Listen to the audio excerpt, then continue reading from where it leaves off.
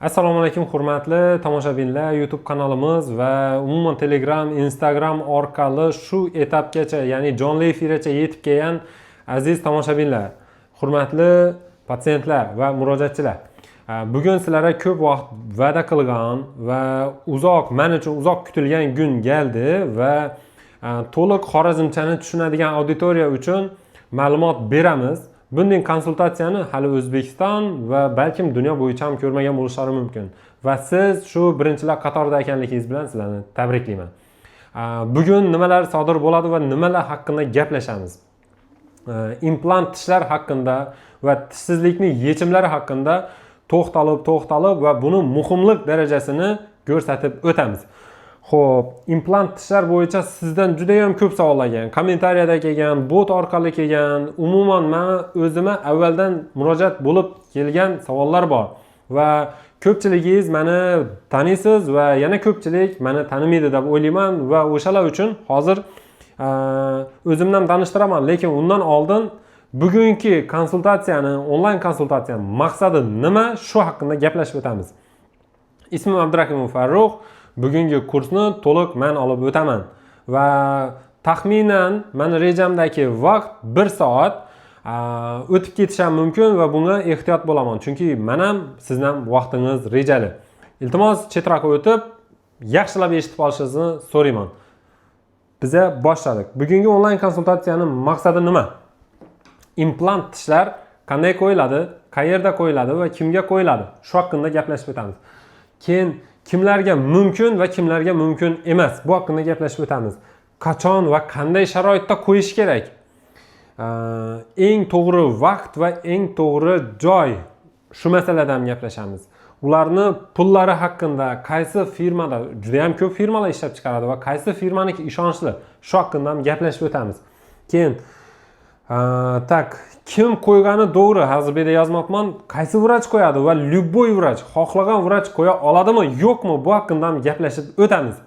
Undan tashqari, endi men qildim, men zo'rman demayman va ishimni zo'r egasiman deb ham hisoblamayman, lekin o'zimga kam ham baho bermayman. Shuning uchun Allohning fazli bilan qo'limizdan kelgan ishlarni, ya'ni keyslarimizni sizlarga ko'rsatib o'tamiz. Zerikarlisidan boshlaymiz va qiziqarlisigacha borishga harakat qilamiz. Kuzatib boringlar, ko'p vaqtingizni olmayman va olgan vaqtimga rozi bo'lasiz, xudo xolasa. Ketdik.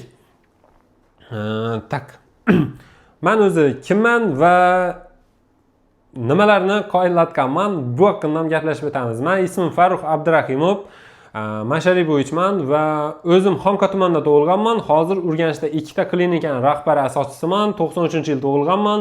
2012-yildan 2017-yilgacha Buxoro davlat tibbiyot institutida o'qiganman. Oliy ma'lumotni shu joyda olganman. Implantologiyaga kirishim meni 3-kurs vaqtimdan boshlangan va domlalar bilan xuddi shu mavzuda tortishganman. Tishlar implantatsiyasi. Bizning domlamiz sal eskicharoq odam edi va implantologiyaga qarshi inson edi. Tasavvur qilinglar, bizani implantologiya bilan o'qitadigan institutdagi domlam implantologiyaga qarshi. Endi bunday odam yonida yurib, nishatib implantni o'rganish mumkin. Hech qanday o'rganish mumkin emas. Men o'zim izlanganman bu narsa bo'yicha. Chunki savremeniy narsa va bu millionlagan insonlarning zarurati hisoblanadi. Bu Koreyadagi tasvir Megagen implant firmasi dunyo bo'ylab juda ham mashhur va katta korporatsiyalardan birisi va shu korporatsiyaning egasi juda ham samimiy inson. Lision bir narsa, ismlarini bilmayman, lekin ular bilan konferensiyada 2024-yil uchrashib qolganman. Ropparasa 1 yil bo'ldi. Bugun to'shna 1 yil bo'lib o'tdi. To'shna o'tdi. Chunki o'tgan yil iyun oyini 13-14larida biz Wondan qaytgan edik. Janubiy Koreya va Seuldagi o'quv mashg'ulotlarimiz. Dentium kompaniyasiga tashrif buyurganmiz va bu yerda taxminan 25 ta inson bilan birgalikda o'quv seminarlarida ishtirok etganmiz, zavodning ichiga girganmiz, implant sistemalari qanday ishlab chiqariladi va qanday afzalliklari bor, uni ishlab chiqarishdagi sterillik, tozalik, material va hokazo etaplarini ko'rib o'tganman. Muhim narsa bu emas bugun. O'zim men bilan ovora bo'lishdan oldin ne deydi? Men bilan ovora bo'lish kerak emas bugun. Bugun sizning kuningiz va siz uchun o'qiymiz, siz uchun o'rganamiz. Davay ketdik. Tak, slaydlarimiz joyi sal o'zgardi, lekin tishsizlik bizda nima muammolari olib keladi yoki bir dona dishni yo'qotsak, qanday muammolarga duch kelamiz? Shu haqida gaplashamiz. Hozir qaranglar. Deylik sizda va juda katta ko'pchilikda mana shu dish yo'qotiladi. Birinchi bo'lib mana shu tish yo'qotiladi. Ya'ni pastki jag'dagi 6-tishlar yo'qotiladi. Bu nimani hisobiga va qachon, kim tomonidan amalga oshiriladi? Nima uchun hammada bir xil vaziyat bo'ladi? Savol. Javob oddiy. Bu bilimsiz, aqlsiz va ta'bir joiz bo'lsa yana qancha so'ksam arzidon ba'zi bir hamkasblarimiz bor. Ular sut tish va doimiy tishni farqlay olmaydilar. O'ylaydilarki, ko'pchilik endi patsientlar qatoridan ko'pchilik o'ylaydiki, doimiy tishlarning birinchisi mana shu oldingi tishlar tushib, keyin chiqadi bolada deb o'ylaydilar. Yo'q, aslida eng birinchi doimiy tish mana bu tarafda mana shu 6-tish chiqadi insonda. Doimiy tishlardan birinchi bo'lib va birinchi bo'lib doimiy tishlardan mana shu kasal bo'ladi. Va shuni kasalini davolatmaslik taxminan 7-8 yosh vaqtida bolani 7-8 yosh vaqtida bu молочный dish, ya'ni sut dishi deb olib tashlanadi yoki chala davolanadi yoki davolanmaydi va buning natijasida bu dish ayriladi. Siz ham, men oldirmaganman, lekin ko'pchilik xuddi shu dishdan oldirishni boshlaydi udaleniyani. Bu juda ham ayanchli holat. Natija nima bo'ladi? Xo'p, orqadagi dishlar bana qarab suriladi, oldindagi dishlar bana qarab suriladi va yana bu yerda joy ochilib boshlaydi. Keyin tepadagi dishlar antagonist yo'q bo'lgan hisobiga pastga qarab yuriydi. Keyin bu yerda ochiq shel paydo bo'ladi, bu yerda ochiq shel, bu yerda ochiq, bu yerdan ochiq, bu yerdan ochiq paydo bo'ladi. Juda katta muammo. Tasavvur qiling, shuning o'zida nechta tish bilan ishlash kerak. Buning natijasida esa dishlar o'sha kechirib bo'lmaydigan holatga olib keladi. Shuning uchun avvalambor davolatish va saqlab qolish shart. Agar davolash va imkoni bo'lmadimi, bu narsani oldirishdan oldin implantatsiya haqida o'ylash kerak. Agar buni ham imkoni bo'lmadimi, dish olingandan keyin maksimum 6 oyning ichida implant qo'ydirish shart. Shu joyga. Bo'lmasa boyagi muammolar paydo bo'ladi. Ketdik. Keyingi masala. Tak. Qanday voqealar sodir bo'ladi? Oldingi tishlarning sostenasini qarab turamiz. Bu yerda tak oldingi tishlar orasidagi masofa ham hamma narsa normalniy joy-joyiga tushadi. Keyin o'zi bularda muammo yo'q. Lekin boshqa dishlar olinsa, yuqorida, bu yerda pastda olinsa, nimalar sodir bo'ladi? Mana bu ikkala tish pastga qarab yuriydi. Bu ikkalasi tepaga qarab yuriydi. Dishlar yo'q joyga qarab, antagonist yo'q bo'lgani uchun shu joyga qarab yuriydi va shuni natijasida prikusda o'zgarishlar paydo bo'ladi. Mana bu tishlar zonasi endi to'g'ri yopishmaydi-da, mana bu joyda shellar paydo bo'ladi. Muammo shu darajada jiddiylashadi. Nima deydi? Hal qilishdan ko'ra ularni olib tashlash onsotlashib boshlaydi. Va siz 2 ta yoki 4 ta tishni oldirgandan keyin majbur qolgan 4 tasini ham oldirib tashlaysiz, hatto sog'lom bo'lsam. Buni oldini olish uchun yana aytaman, sirazi implantatsiya qilish kerak yoki tish qo'ydirish kerak yoki shu joydagi masofani обязательно saqlab qolish shart. Ketdik, gapni ko'paytirmaymiz. Bugun juda ko'p ma'lumot bor va bu ma'lumotlarni har bir slaydim uchun o'zi 1 minutdan sarflasak ham 150 minut vaqt ketadi. Nima sodir bo'ladi agar biza tishlarni oldirgan vaqtimiz sirazi implant qo'ydirmasak yoki tish qo'ydirmasak? Yuzni ko'rib turibmiz, yuzni normal holati, keyin pastki jag'ning atrofida mana shu joyda marshinka paydo bo'ladi. Odamda xafa yuz effekti paydo bo'ladi. Siz istasangiz ham kulishni xohlasangiz ham labingizni ikki cheti pastga qarab yuriydi. Nimani hisobiga? Malyar tishlar deydi. Katta oziq tishlar yo'q bo'lsa, mana shu joyda cho'kish kuzatiladi. Cho'kkan vaqtda ham iyak kiradi, ham jag' tushadi. Buning natijasida xafa inson yoki pastki jag'i kichkina inson, umuman ko'rimsiz vaziyat paydo bo'lishi mumkin. Buni oldini olish uchun dish olindimi, o'rnina dish qo'yilishi shart. Ketdik. Bundan tashqari endi tasavvur qiling, siz avval 32 ta tish yoki 28 bilan chaynab turgan vaqtingizda bir dishingiz ishlamay qolsa, yuqoridagisi ham ishlamaydi. Buning natijasida 2 tishdan ayrilgan bo'lasiz. Agar 2 ta tish ishlamay qolsa, уже 4 dona dish vazifasini bajarmaydi. Buning natijasida chaynov samaradorligi pasayadi. Ya'ni siz obishna bir dona yong'oqni olib, chaynagan vaqtingizda где-то 30 sekund sarflasangiz, endi dishlaringiz yo'qligini hisobini уже 45-50 sekund chaynashingiz lozim. Lekin miya refleksi o'ylab qo'yibdi 30 sekunddan oshirma dedi. Va natijada siz chala chaynagan mahsulotni yeysiz. Buni chaynash endi oshqozonning vazifasi bo'ladi. Ya'ni buni hazm qilish uchun oshqozon nagruzkada ishlaydi. Ko'proq ferment ishlab chiqaradi, ko'proq kuch bilan ishlaydi yoki bo'lmasam chala chaynalgan ovqat mahsuloti natijasida oshqozonda yara paydo bo'ladi. Yara natijasida oshqozon kasallanadi.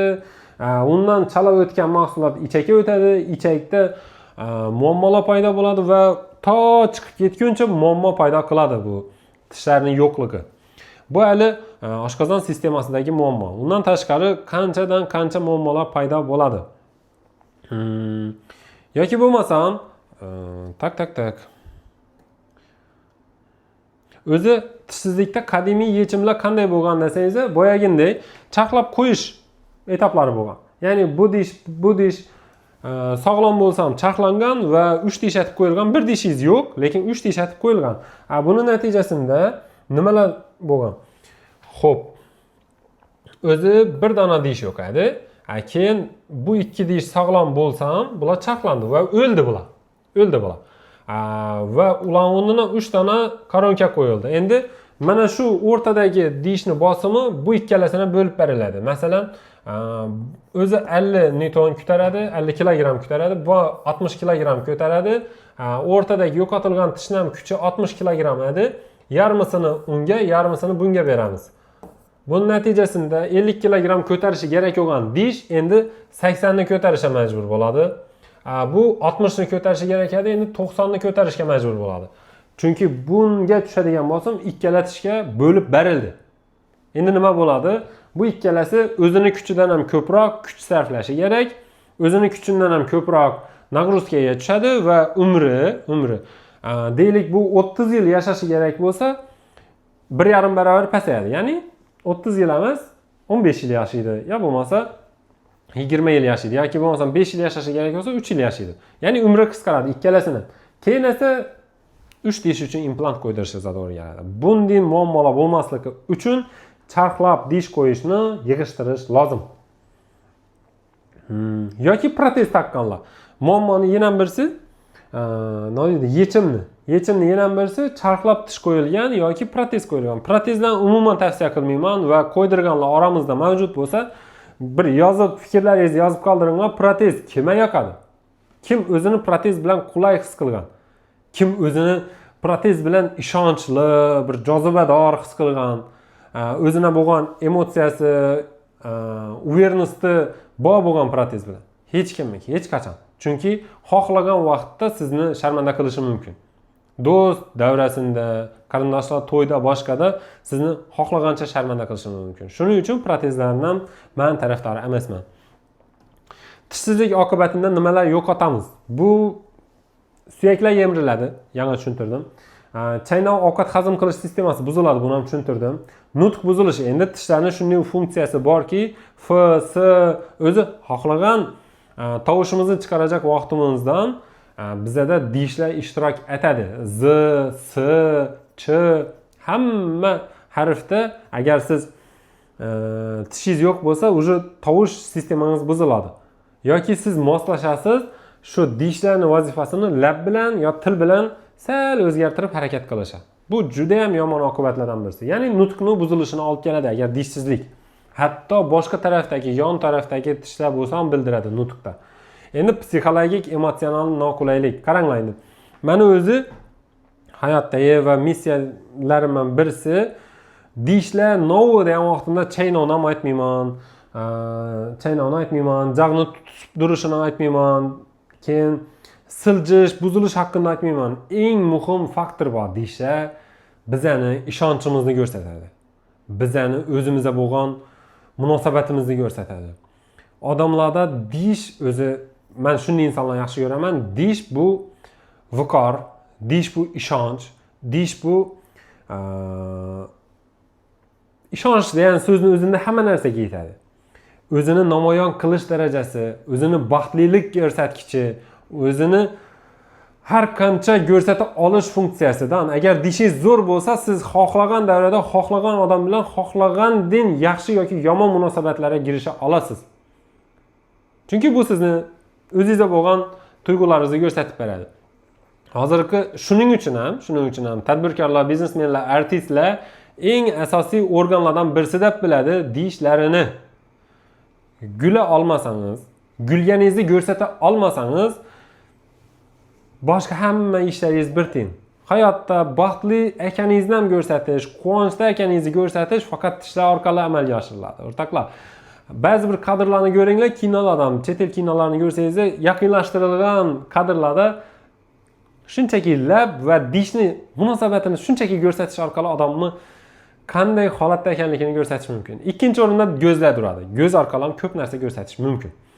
Endi biz hozir dish mavzusini ochib turibmiz va psixologik, emotsional holatni va ijtimoiy noqulaylikka tushishni istamasangiz, eng avvalo tishlaringizni taxlating. Endi qolgan tishlarni siljib ketishini ham tushunib oldingiz deb o'ylayman. Keysdan boshlaymiz. Zerikarli bo'lmaslik uchun qilgan ishlarimizni kichkinasidan boshlaymiz va mana shu keysda biza qo'yilgan dishni ko'rsatib qo'yibmiz va sizlarni qiynab o'tirmayman. Pastki jag'dagi tak mana shu dish qo'yilgan. Hozir buni qaysi etaplardan o'tganligini ham ko'rsatib o'taman. Lekin muhim narsa, rang o'xshash, bir xil rang o'xshash va funksiya bemalol chaynaydi. Bu dishlar bilan ham chaynaydi. Va eng go'zal joyi, men juda ham ahamiyat beradigan, yaxshi ko'radigan narsam, ovqat girmaydi va milk bilan munosabati juda ham chiroyli. Hozir milkni yana bir qator ko'rsataman keyingi rasmda. Tak. Mana milkni holati. Bu milkni holati va sog'lom, zdoroviy milk bunday natijaga erishish, nima desam ekan? Ko'pchilik erishishi mumkin, lekin baribir mohirona erishish har kim ham qo'lidan kelmaydi. Juda ham chiroyli milk bo'lgan edi, ketdik. Bu tishni qo'ygan vaziyatdagi ko'rinishi. Bundan ham zo'r, bundan ham chiroyli ishlarimiz ko'p va ular haqida kerak gaplashamiz yana. Nima zarar borligini tushuntirdim. Yonida ikki dishni chaqlash natijasida endi bu yerda bunday vaziyatda yanada battarroq xato qilingan.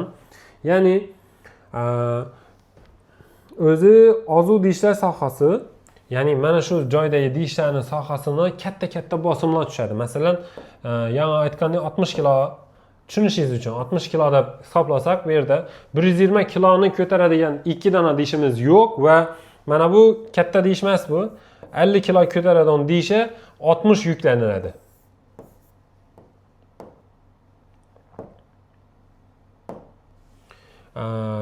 Ina bu 60 esa bandayi 60 ni ustuna minadi.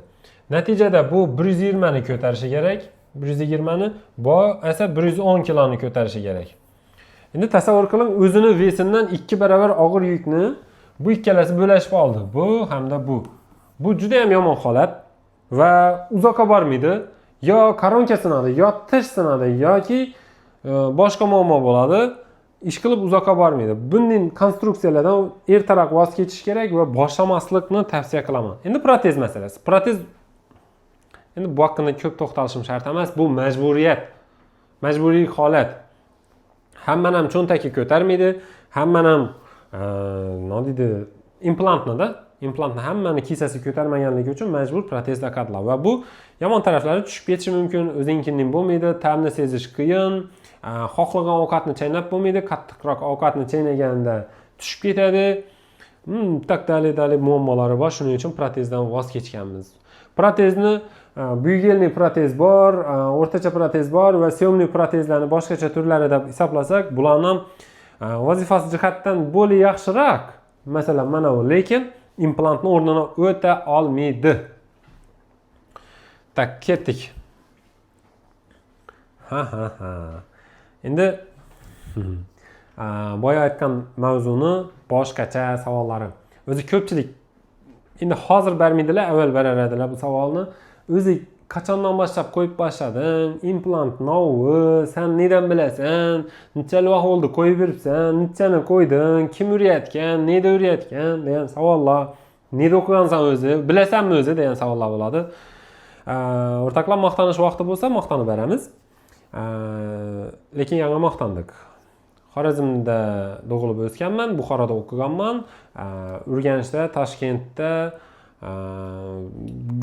kunda bo'lmasam haftada yo oyda yo yilda bir necha martalab implantologiya bo'yicha kurslarga boraman, o'qiyman, o'rganaman. Bularni isbotlashim shart emas, lekin bu yerda sertifikatlarim ham joyina sig'may turibdi. Hali yig'ishtirib qo'yganlarim ham qanchadan qancha. Tak. Kim o'rgatgan? Meni ustozim aytib o'tishim mumkin. Dilshod Farhodovich degan ustoz, Alloh rozi bo'lsin, implantologiya bo'yicha ustozim shu. Undan tashqari ularning ustozi O'tkir aka Vohidovlar bor. Undan tashqari Ulug'bek Nurullayev bor, Toshkentda Uzdent klinikasining asoschilari. Undan tashqari implantologiya emas, stomatologiyaga kirib kelishimda 2 dona inson bor. Asosiy insonlardan birisi bu Omon Bobojonovich ustozim va ulardan implantologiya emas, boshqa narsalarni o'rganganmiz va Mirzabek aka Rozmatovich shu insonlardan asosiy bilimlarni olganmiz, boshqa bilimlarni ham olganmiz. Hatto texnikasi bo'yicha ham ancha bilimlarni o'rganib olganman va bu meni hayotimda bugunacha to'g'ri kelib turibdi. Endi keysga o'ramiz yana bir marta. Ketdik. Xo'p.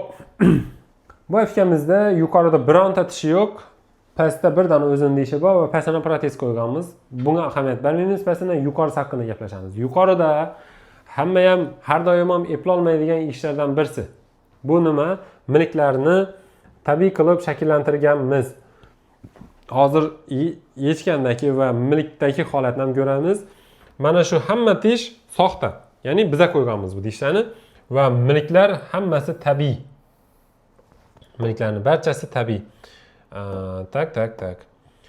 Mana shu milklarga erishish hammaning qo'lidan har doim ham kelmaydi va kimdir istasa bizga murojaat qilishi mumkin. Mana shunday narsaga erishish uchun patsientning o'zi ham disiplinali bo'lishi kerak. Biz aytganda qiladigan bo'lishi kerak. Va natija ular uchun yaxshi bo'ladi. Va natijamiz zo'r bo'lgan. 12 dona metall keramika 4 dona implantni ustiga joylashtirilgan. Tushuntira oldim deb o'ylayman. Hozir bu haqida yana to'xtalamiz. 4 dona qoziq bilan 12 ta koronka qo'yganmiz va bemor 100% o'zgardi.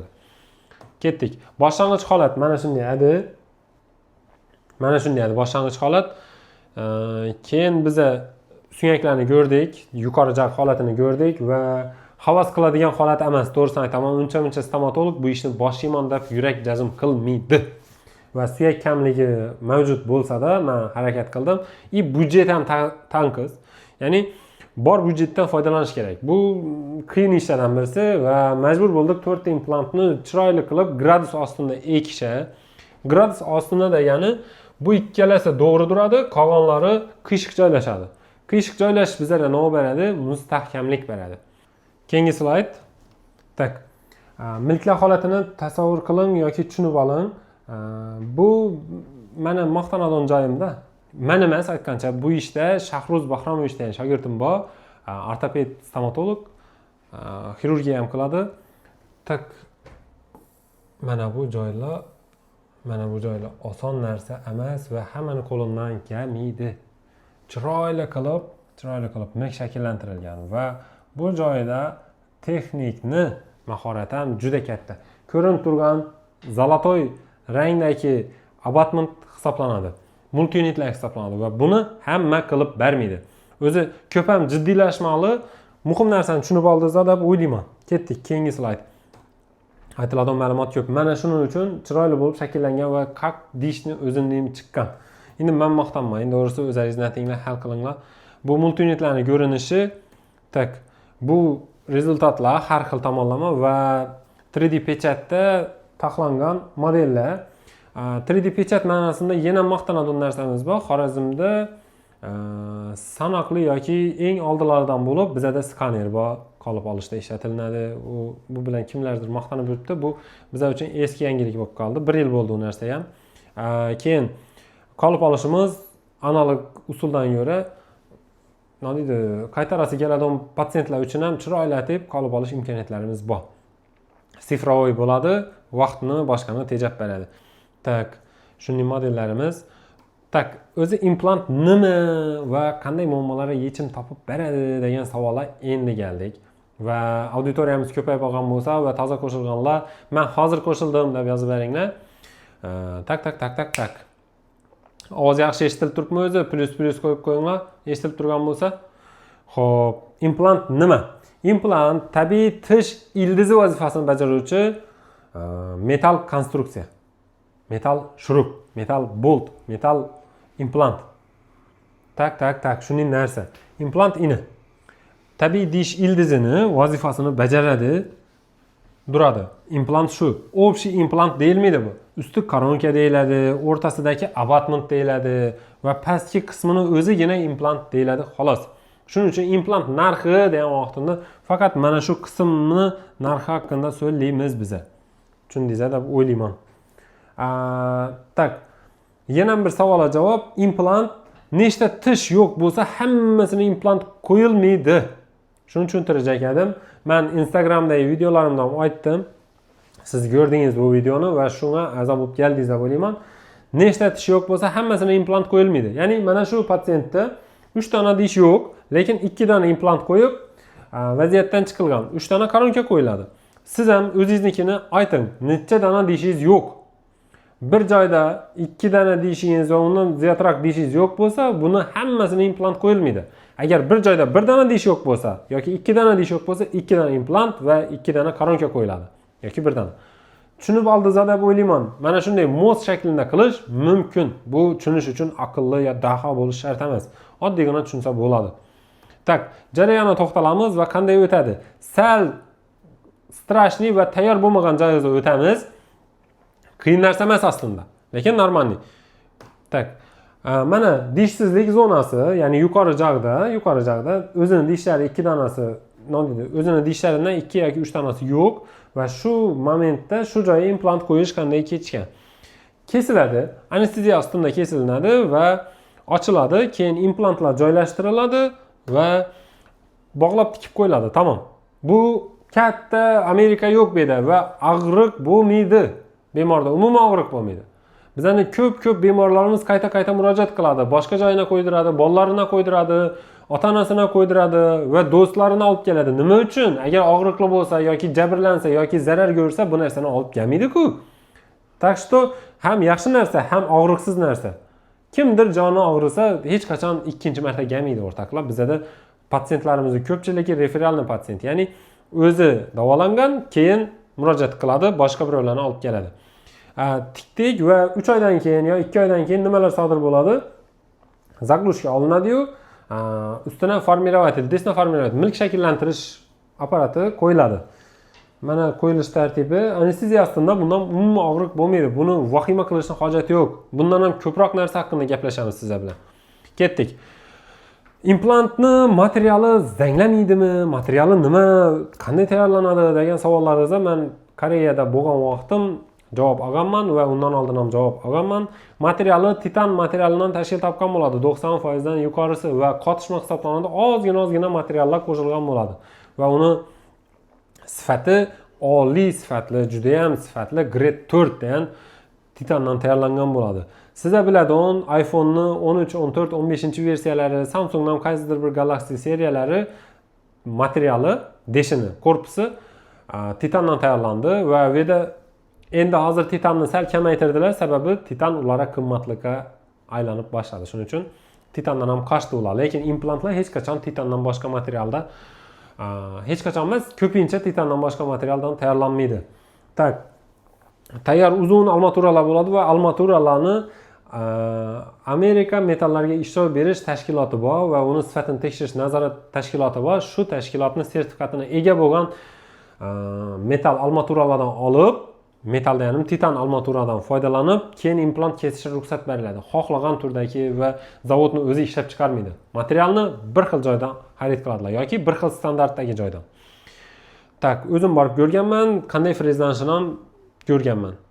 Tak, savollar boshlandi. Implant qo'yganda og'rimaydimi? Yo'q, og'rimaydi. Agar operatsiya cho'zilsa va og'riq qandaydir seziladigan bo'lsa, yana qo'shimcha ukol qilinishi mumkin, lekin odatda og'riq bermaydi qo'yish jarayoni. Bundan xavotir olmasangiz ham bo'ladi. Tak. Ustiga tish qanday qo'yiladi va qachon qo'yiladi? Odatda odatda 2-3 oydan keyin qo'yiladi. Hozirgi kunga kelib zamon rivojlanib, ma'lum bir nüansda, ya'ni ba'zi holatlarda shu kunisi yoki ertangisi yoki 3 kun ichida временный koronka qo'yib berib bilamiz. O'zimiz aytib turgan ishlarimizdan shu.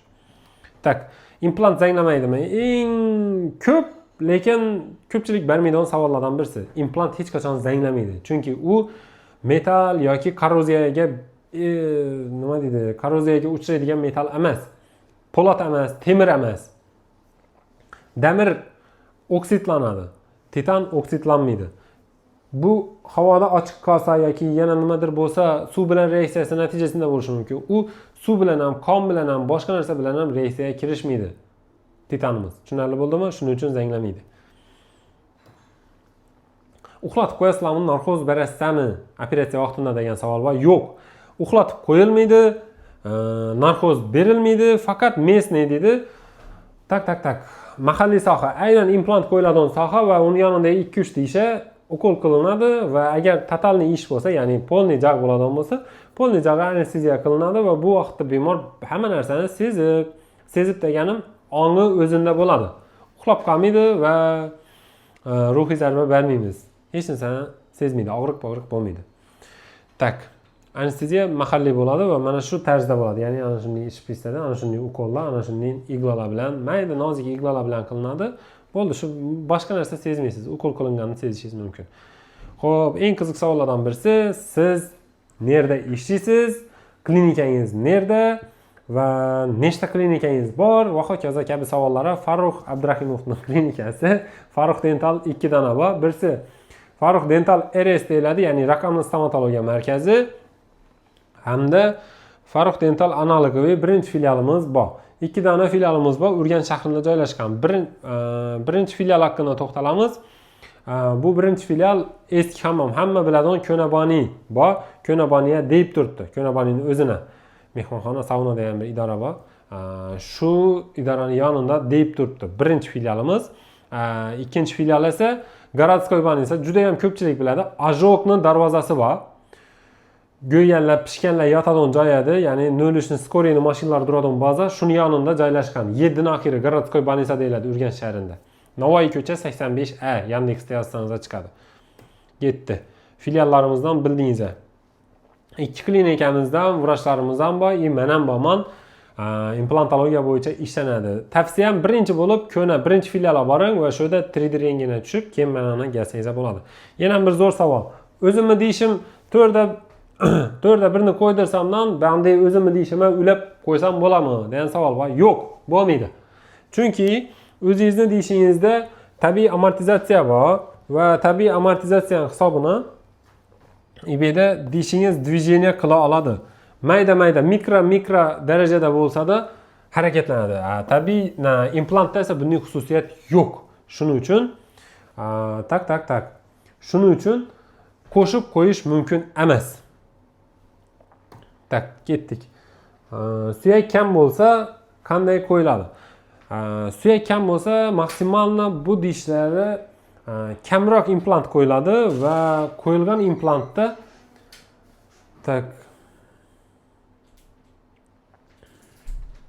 kamroq implant qo'yiladi va shuning natijasida shunday natijaga erishishimiz mumkin bo'ladi. Yoki bo'lmasam kostniy narashvaniya deyiladi. Yuqori joyda suyak yetishmasa sinus lifting qilamiz. Men o'zim qila olaman. Bu implantologiyadan ham keyingi daraja hisoblanadi va qo'shimcha suyak operatsiyasi hisoblanadi. Suyak o'stirib, keyin implant qo'yish mumkin. Xo'p. Keyingi. Keys ko'ramiz.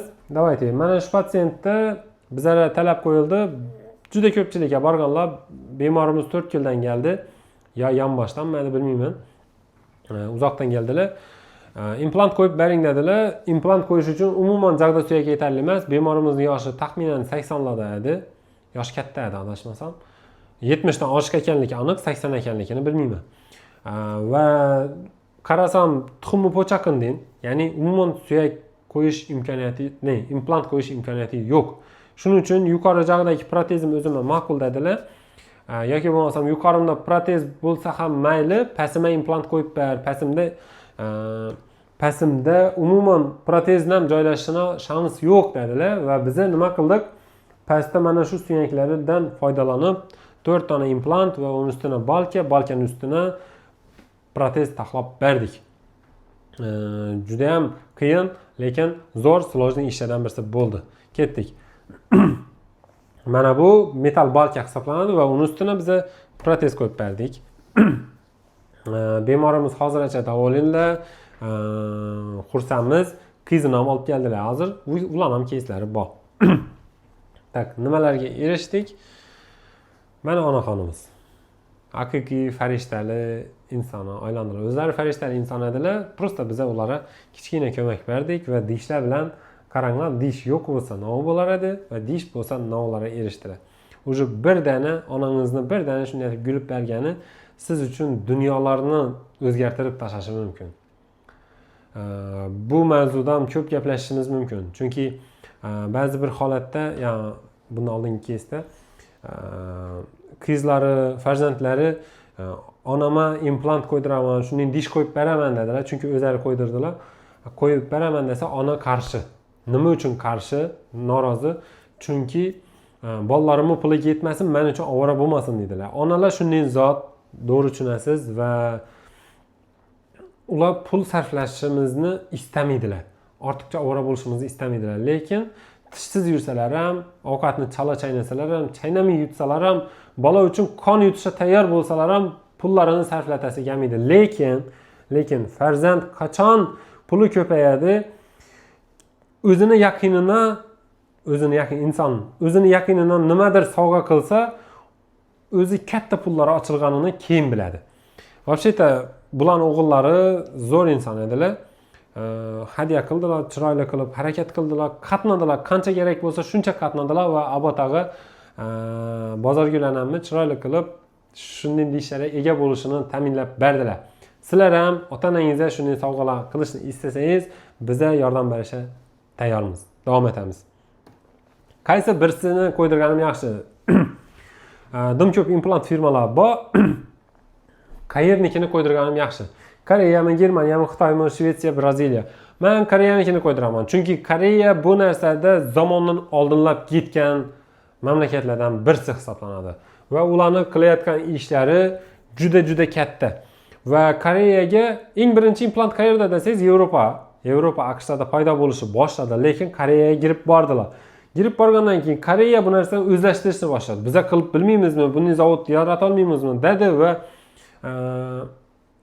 taxminan 20 yillar oldin Koreyada konkurensiya boshlandi va taxminan 10-15 yillar oldin barcha chet el firmalarini sindirib tashladilar va chiqarib tashladilar. Koreyada Yevropaning implantlari deyarli yo'q yoki umuman yo'q bo'lishi mumkin. Chunki bular o'zlarining mahsuloti Yevropanikidan ham o'tib ketdi. Bu haqida keyin to'xtalamiz va men основной eng ko'p Koreyaning mahsulotidan foydalanaman. Chunki shu daraja implantlari bor, bularni hatto Yevropa va AQSh bulardan olib foydalanadi. O'rtoqlar, men Xitoyni umuman tavsiya qilmayman, chunki har xil qalloblar bor. Germaniyaning mahsulotlari yaxshi bo'lishi mumkin, lekin orqada bo'lsa kerak. Shvetsiya va Braziliyadan yaxshi implantlar chiqadi, lekin boridan maksimal foydalanish hech kimga hech qachon zarar yetkazmaydi. Xo'p, hozir implantlar narxlari qanday tanlash kerak va qaysi sistemani foydalanasan degan vaqtimda men o'zi hozirgi kunda Ostem va Megagen firmalarining implantlaridan foydalanaman. Va nima uchun qanday tanlayman, bu haqida keyingi slaydda aytib o'taman.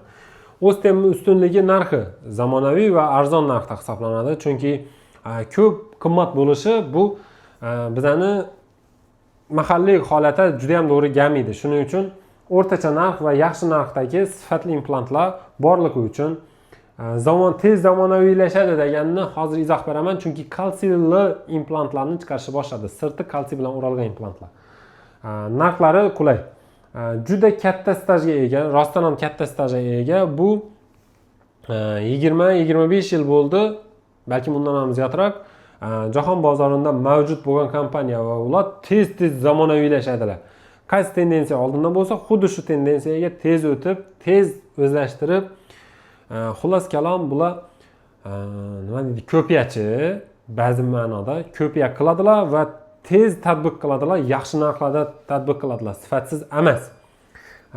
Keyin qo'yish jarayonida juda ham qulay. To'g'risini aytsam, Megagen bundan yaxshiroq, lekin qo'yish jarayonidagi qulaylik ham doktorni, ham kasalni vaqtini ekonom qilganligi uchun, tem более azobni kamaytirgani uchun, stressni kamaytirgani uchun naborlari juda ham qulay. Megagenniki qulay emas, to'g'risini aytaman. Lekin implant yaxshi uni. Yevropa va hokazolar bo'ylab juda ham ko'p tarqalgan. Rossiyaniki aytmasam bo'ladi. Rossiyada Ostem juda ko'p. Xo'p, kompaniya ishonchli, dunyo bo'ylab keng tarqalgan. AQShdan bor. Uzr, shunday tomoshalar bo'lib turadi bizda. AQShdan, Yevropadan, ya'ni implantini bu yerda qo'ydirib ketib, boshqa mamlakatga ketgan taqdirda ustidan koronka qo'yib berish imkoniyati bor bo'ladi. Yoki boshqa davlatda Ostemni qo'ydirib kelgan bo'lsangiz, O'zbekistonda bu narsani ustini dish qo'yib berish imkoniyati bor. Shuning uchun kamchiliklar rezbalari ko'pchiligida kalta chiqadi. Suyaklarni qattiq turdagi va o'rtacha qattiqlikdagilarda yaxshi ishlaydi, lekin yumshoq suyaklarda rezbalari kaltaligi ozgina pand berishi mumkin. Pand bermaydi, undan prosta vaqtni oladi. Yuz ekanligini hisobi. Tak, birlamchi barqarorlik Enrich'dan orqada. Ya'ni Megagen firmasida birlamchi barqarorlik ham boshqa narsalar ham yetarli. Birlamchi barqarorlik vaqtincha ahamiyatli hisoblanadi. Shu 2 oyning ichida ahamiyatli hisoblanadi. Shuning uchun bunda foiz ko'rsatkichi ozgina pastroq hisoblanadi Ostemda. Megagenda endi yana takroran hammasini aytishim mumkin. Qulay, zamonaviy, tez, staji katta va brend firma, qimmatroq, materiali yaxshi, bunga nisbatan xolodnikovka va ishlab chiqarilishdagi qulayligi bor. Kompaniya ishonchi dunyo bo'ylab bor. Yevropa основной Megagen firmani Enrich, Anyone va Blue Diamond implantlaridan foydalanadi. Undan tashqari kamchilik rezbalari, ana shu kamchiligi yo'q. Kamchiligi faqat qimmatroq ekanligi bo'lishi mumkin. Rezbalari uzun va yumshoq nalardan yaxshi kasb boradi. Megagen любой turdagi, ya'ni barcha turdagi, o'zi 4 yoki 5 xil turdagi suyak bo'lsa, barchasi uchun mos variantlarni ishlab chiqqan. Bu joyinda Megagenga tan bermasdan ilojim yo'q. Shuning uchun yaxshi ko'raman. Agar kim Megagen Enrich'dan yoki Megagen firmasining mahsulotidan foydalanishni istasa, bizlarga murojaat qilishi mumkin. Davom etamiz. Xo'p, implantlarni men qaysi firmani qanday tanlashni men o'zim aynan Clean Implant degan sertifikat sistemasini qarab tanlayman. Ya'ni Yes va Honors degan implantlardan foydalanib ko'rdim, menga yoqmadi va ularda adashmasam Yesda yo'q ekanligi aniq, Honorsni bilmayman. Clean Implant degan sertifikat mavjud emas edi Yesda. Va qaysi firmada shu implantni sertifikati, shu sertifikat mavjud bo'lmasa, men undan foydalanmayman. Ya'ni bu sertifikat qanday ishlaydi? Любой dunyodagi barcha implantlar, bularga implantni olib borib topshiradi firmalar va bizlarga shu sertifikatingni ber, chunki bu barqarorlik va ishonch beradi ekan deydidan implantni olib borib topshiradi. 1000 dona implantning ichidan bir donani tanlaydi va unga ishlov berib, ichida qoldiq modda, kislota qoldiqi, metallni aralashmasi yoki отход, biz sezmaymiz u narsani. Lekin apparatda shu darajaga kuchli tekshiradilar.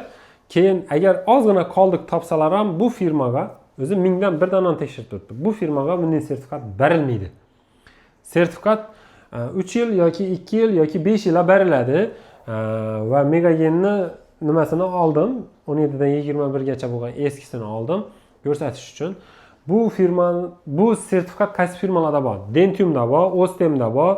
Men foydalanadigan Ezenda bo'lgan edi, Dioda bor va Ostemdan bor. Ishqilib men foydalanadigan barcha implantlarimni faqat shunga qarab tekshirib olaman. Va bu haqiqatda sifatli ekanligini ko'rsatib bergan. Tak, ketdik. Garantiya bormi? Necha yil? Xo'p, juda ham qiziq savol. Garantiya hozir bor desam, faqat menga bog'liq bo'lib qoladi. Lekin yo'q desam, siz tavakkal qilgan bo'lib qolasiz. Garantiya bor va aslida garantiya qanday tartibda bo'ladi? Garantiya siz 20, 30, 40 millionlab pul berganingizdan keyin prostoy narsaga bermaysiz va bizlar ham mas'uliyat yuklanadi bu pulni olgan vaqtimizda va shuning uchun implantlarni qo'yayotgan vaqtida buni muddatini umrbod yoki hatya hech bo'lmaganda 20-30 yil deb umid qilgan holatda qo'yamiz. Va buni orqasida tajribamiz, sha'nimiz, obro'miz turadi. Shunday ekan, biza bu narsaga jiddiy yondashamiz. Va lekin sizga bog'liq bo'lgan joyi bor. Bemor o'zini ham implantini ham og'iz bo'shlig'ini ham toza saqlashi shart bo'ladi. 6 oyda bir ko'rinib turishi shart bo'ladi va ko'rinib turgandan keyin talab doirasida ishlab turgan bo'lsangiz, bu narsaga bemalol garantiya berib bilamiz. Tak. Yaxshisi men garantiya bergandan ko'ra, menga ishonchingizni oshirishga harakat qilganim to'g'riroq bo'ladi. Men o'zi bemorlarni saylayman. Xohlagan turdagi va любой odamga implant qo'yib bermayman. Bu odamda disipliniya bormi? O'ziga qaraydimi? Vrachni hurmat qiladimi? O'zini hurmat qiladimi? Pulini berdim, hamma narsa senga bog'liq deb o'ylaydimi, yo'qmi? Shu narsalarga qarab, bemorlarni filtr qilgan holatda hammaga emas, kerakli va to'g'ri mijozlarga ishlashga o'rganganmiz. Va buni orqasida yana aytganimdek, meni obro'yim, klinikamning obro'yi va sha'nimiz turadi va bu narsani xohlagan odam bilan yerga ko'mib tashlashga tayyor emasman va bu narsa menga yoqmaydi. Shuning uchun agar gigiyena va o'zingizni hurmat qilsangiz, intizomingiz bor bo'lsa, siz bilan ishlashga tayyormiz. Ketdik. Umuman mumkin bo'lmagan shaxslar bor. Bu surunkali kasalliklari, qandli diabetning 10 dan yuqori darajasi mavjud bo'lgan bemorlarda, 11 dan yuqori darajasi mavjud bo'lgan bemorlarda implant qo'yib bermaymiz. Demak, 11 va 10 gacha barqaror, stabil saqlab kelgan bemor, intizomli bemorlari, hatto qandli diabet bo'lsa ham qo'yib beramiz. Keyin qon kasalliklari mavjud bo'lgan insonlarga qo'ya olmaymiz, chunki gemofiliya yoki boshqa qon kasalliklari bizning suyakimizni hosil bo'lishi, shakllanishida asosiy faktor hisoblanadi va qonda shakllanishida muammosi bo'lgan bemorlarga implantatsiya muvaffaqiyatsiz bo'lishi mumkin. Bergan pullaringiz, qilgan mehnatimiz havoga sovrilishi mumkin. Shuning uchun bu bemorlarga qo'yib bermaymiz. Sil kasalligini suyakdagi turi bor bo'lsa qo'yib bermaymiz. Reumatoid kasalliklari mavjud bo'lgan bemorlarga qo'yib bermaymiz. Biriktiruvchi to'qima va jag' sohasida onkologik o'sma kasalliklari mavjud bemorlarga qo'yib bermaymiz. Yaxshisi shu rasmni skrinshot qilib olinglar va shu kasalligi bor bo'lgan bemorlarga uzr so'raymiz, biza bu bemorlarga qo'yib bera olmaymiz. Xo'p, suyak tizimi kasalliklarini ham aytdik. Yana kimlarga mumkin emas va hozircha degani qiziqarli joyi hisoblanadi. Ahamiyat beramiz. Hozircha, ya'ni o'zini sog'lig'ini beparvo shaxslar keyinchalik implant qo'ydirishi mumkin. Chunki bu bemorlarda chekishni tashlasa, gigiyenani yaxshilasa va disiplinani o'zida shakllantirib olsa, bular implant qo'ysa bo'ladi, bemalol.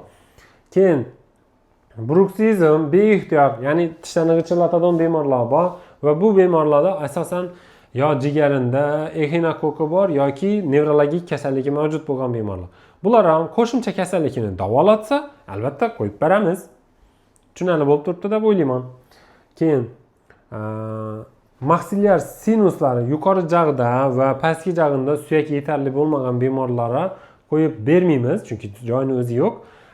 Qachon qo'yasiz desa, qo'shimcha suyak operatsiyasi o'tkaziladi. Ya'ni suyak kattalashtiriladi. O'zini suyak orqali yoki sun'iy suyaklar yordamida va suyak kattalashtirilib joy hosil qilingandan keyin o'rtadan masalan 3 oy, 6 oy, 9 oy, 1 yil vaqt o'tishi mumkin. Shundan keyin implant qo'yib beramiz.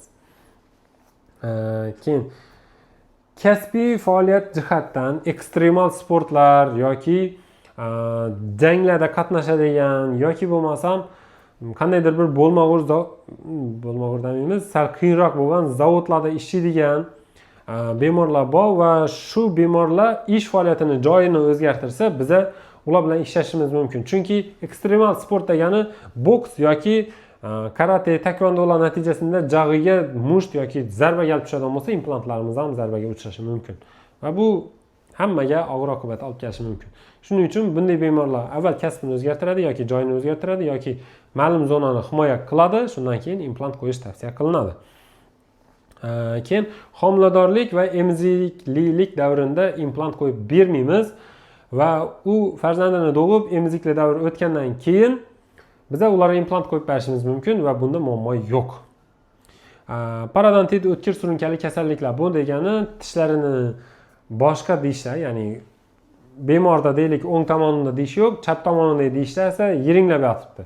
Eng birinchi yiringlagan tishlar hal qilinadi, gigiyena sozlanadi, hamma narsa zo'r bo'lgandan keyin o'ng tarafi bilan bemorni implantlab qo'yib berishimiz mumkin. Ya'ni gigiyena yaxshilanadi, keyin qo'yib beramiz. Tushunarli deb o'ylayman.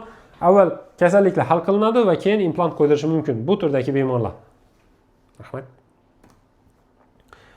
Tak, zo'r savol va muhim savol. Qanday analizlarni topshirish kerak? Birinchi bo'lib, bizlara bemorni yuz sohasini 3D rentgeni kerak bo'ladi va bizani klinikamizda bunday rentgen turi mavjud. Bu oddiy rentgen emas va kichkina kompyuterda pistoletga o'xshab rasmga tushirilmaydi. Bu jag'ni polniy tushiradi va bunday imkoniyat bizning klinikamizda 2022-yildan beri bor. Ya'ni hozir 3 yil bo'layotir. 4-yilga qarab ketadi yaqinda. Xo'p, o'zlarimizga murojaat qilsansa bo'ladi. Qolgan gemoglobin past bo'lsa, ya'ni 90 dan past bo'lsa, avval gemoglobin ko'tariladi, keyin qo'yib beramiz. Gepatit bo'lsa, bu vaqtda implant qo'yish mumkin, lekin munosabatlarni saqlash uchun oldin ko'rib chiqamiz. Bizani o'zimizni zashtamiz uchun, ya'ni ko'zimizni va boshqa joylarni himoya qilish uchun gepatitdan analiz topshirtiramiz. Spid aniqlanadigan bo'lsa, sizga implantatsiya qo'yish tavsiya qilinmaydi. Tak, qondagi qand. Qondagi sahrning miqdori 808 ko'rsatildi bu yerda. Bizlar uchun norma deb hisoblaymiz shundagi holatlarni. Va bu vaqtda albatta kalsiy saqlaydigan implantlarni qo'yish kerak bo'ladi. Keyingisi, qondagi kalsiy normasi aytilindi. Agar past bo'lsa ham qo'ysa bo'ladi. Lekin kalsiyni oshiruvchi tabletkalar buyuramiz. Tak, ko'p ilmiylashib ketdik-a. Leykositlar darajasi va boshqa narsalarni ko'rib, keyin analiz xulosa qilamiz. Bu yerdagi xulosalar yomon chiqsa, implant qo'yilmaydi degani emas. Biza operatsiyadan keyin qanday tomonlama harakatlanishimizni oldindan rejalashtirishimiz uchun zarur va bu yerdagi natijalar yomon chiqsa ham implant qo'yish mumkin. Tak. Implantdan keyin nima qilish kerak, nima qilish kerak emasligi 10 kun ichida juda ham chisting gigiyena va gellarni surtib, chayadigan narsalarni qilib turish kerak. 30-60 kun ichida nagruzga bermaslik kerak va 60 kundan keyin hamma narsa qilsangiz bo'ladi o'rtoqlar. Tak.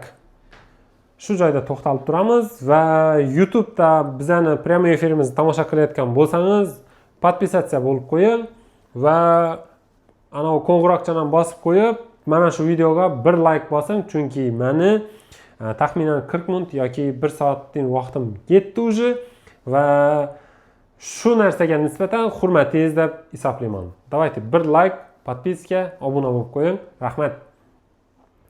Va boshqa saytlardan bizani shunday tarmoq ostida, Farruh Dental ostida kuzatib, yangiliklardan xabardor bo'lib tursangiz bo'ladi.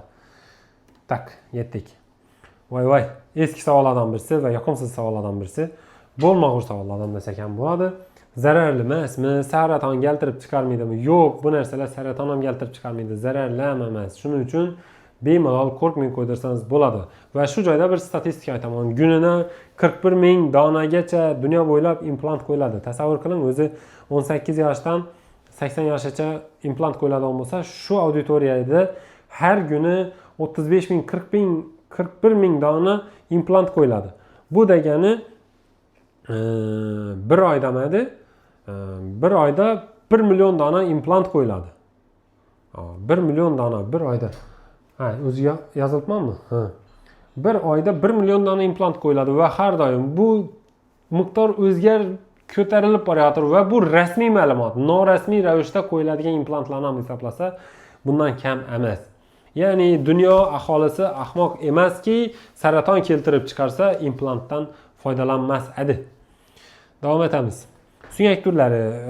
Tak, o'zim ham tushuntirish uchun bu narsani qo'ydim, lekin ko'p to'xtalmayman. Chunki bu ilmiy va meni Shogirdlarimga o'tib beradigan darsdagi parcha. Sunyakning 4 xil turi bor. Juda qattiq, o'rtacha qattiq va juda yumshoq. Nisbatan yumshoq ham bor. Qaysi bir suyak zo'r, qaysi biri yaxshi desangiz, o'rtadagi ikkisi asosan yaxshi hisoblanadi. Chunki bularda mana shu hamda mana shunda nisbatan qattiqlik ham yetarli, yumshoqlik ham yetarli. Yumshoq bo'lsa nima foydasi bor desangiz, bunda qon aylanish yaxshi bo'ladi va suyak tez hosil bo'ladi. Qattiqroqida nimasi yaxshi desangiz, barqaror duradi. Chunki 2 oy davomida implant barqaror joylashib turishi kerak. Shu holat mana bu turdagi implantlarda yaxshi bo'ladi. Suyaklarda yaxshi bo'ladi. Bu turdagini minus tarafi, juda qattiq bo'lishining minus tarafi qon aylanish umuman yo'q. Shuning uchun implantda zajivlение tez bo'lmasligi mumkin. Lekin bom baribir bo'li yaxshiroq. Mana bu turdagi 4-tur juda yumshoq suyakni minus tarafi qattiqlik darajasi juda past va barqarorlik yaxshi bo'lmaydi. Bu vaqtda Megagen Energy'ni tavsiya qilaman. Yaxshi implant bo'lib xizmat etib beradi. Buni yaxshi tomoni ham bor. Yaxshi tomoni juda tez hosil bo'ladi suyaklanish. Atrofida suyaklanish tez hosil bo'ladi. Shunday yaxshi taraflari ham bor. Bunday turdagi bemorlarga kalsiy hamda vitamin D larni bersak, implantimiz zajivleniyasi juda ham tez bo'ladi. Tushuntira oldim deb o'ylayman. Tak. Keyingisi. Suyak turlari haqida batafsil ma'lumotlar bor. Bu yerda tanishib chiqsangiz ham bo'ladi, lekin sizlar uchun ahamiyatli joylari kam. Qancha vaqtda qo'yiladi? Bir dona implantni qo'yish uchun 15-20 minut vaqt sarflanadi. Lekin agar operatsiya dish olish, shuningdek suyak o'stirish, shuningdek yana boshqa qo'shimcha operatsiyalarni talab qilsa, bizada nodiydi 1 soat, 2 soat va undan ziyodroq ham bo'lishi mumkin va implantni sonini qarab ham operatsiyani muddati albatta cho'ziladi. Tushundingiz deb o'ylayman. Keyin yakuniy bu implantni qo'yilish vaqti o'rtoqlar. Ustuna koronka qo'yilish davri 3-4 oydan keyin yo 2-3 oydan keyin bo'lishi mumkin. Mani bu yerdan tushundingiz deb o'ylayman. Ya'ni doimiy tishga ega bo'lishingiz uchun sal ko'proq vaqt talab qilinadi. Birikish nazariyasi haqida nega 2-3 oy vaqt ketadi degan savolga javob berib o'taman. Ozgina tez o'tib ketmasam, aytadigan ma'lumotim hali keyslarim juda ham ko'p. Tak, birikishi qanday sodir bo'ladi? Birinchi bo'lib, implant ekilgandan keyin yaxshi holatda qotib joylashib turadi va organizm eritishni boshlaydi implant atrofini.